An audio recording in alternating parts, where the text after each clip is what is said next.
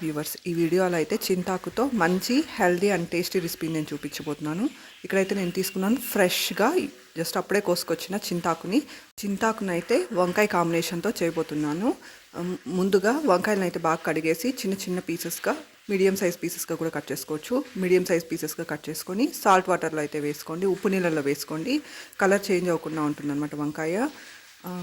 ఇలా ఆ వంకాయల్ని బాగా కట్ చేసుకొని సాల్ట్ వాటర్లో వేసుకున్నాక ఒక 4 దూర టమోటోలను కూడా కట్ చేసి రెడీగా పెట్టుకోండి. ఆ తర్వాత ఒక ఉల్లిపాయను కూడా మీడియం సైజ్ ముక్కలుగా కట్ చేసుకొని రెడీగా పెట్టుకోవాలి. ఇవన్నీ కట్ చేసుకొని రెడీగా పెట్టుకున్నాక చింతాకును అయితే వాటర్లో వేసి కడిగేసి రెడీగా పెట్టుకోవాలి. ఆ తర్వాత పచ్చిమిర్చిని కూడా కడిగేసి రెడీగా పెట్టుకోవాలి. కొంచెం వడియంని అయితే తీసుకోవాలి. ఒక కుక్కర్ పెట్టి కుక్కర్లోకి కొంచెం ఆయిల్ వేసి, ఆయిల్ వేడయ్యాక వడియాన్ని వేసి, వడియం వేగాక ఆల్రెడీ మనం కడిగి పెట్టుకున్న పచ్చిమిర్చిని వేసేసి ఫ్రై చేసుకోవాలి. ఆ తర్వాత కట్ చేసి పెట్టుకున్న వంకాయ ముక్కలను కూడా వేసేసి బాగా ఫ్రై చేసుకోవాలన్నమాట. ఒక కప్ కందిపప్పును అయితే తీసుకొని బాగా కడిగేసి కందిపప్పును కూడా వేసుకొని బాగా ఫ్రై చేసుకోవాలి.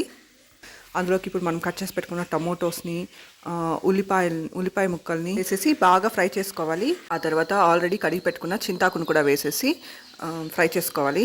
ఇవన్నీ బాగా వేగాక అందులోకి తగినంత రాళ్ళ ఉప్పుని, ఇంకా కొద్దిగా చింతపండుని వేసేసి ఇవన్నీ ఉడకడానికి సరిపడా నీళ్ళు అయితే పోసుకొని ఒక 3 విజిల్ అయితే కుక్కర్ మూత పెట్టి ఉడికించుకోవాలి. 3 విజిల్ వచ్చాక కుక్కర్ చల్లారాక మూతనైతే తీసేసి ఒక గుత్తి తీసుకొని బాగా వెనిపేసుకోవాలి. అంతే, healthy and tasty curry ready.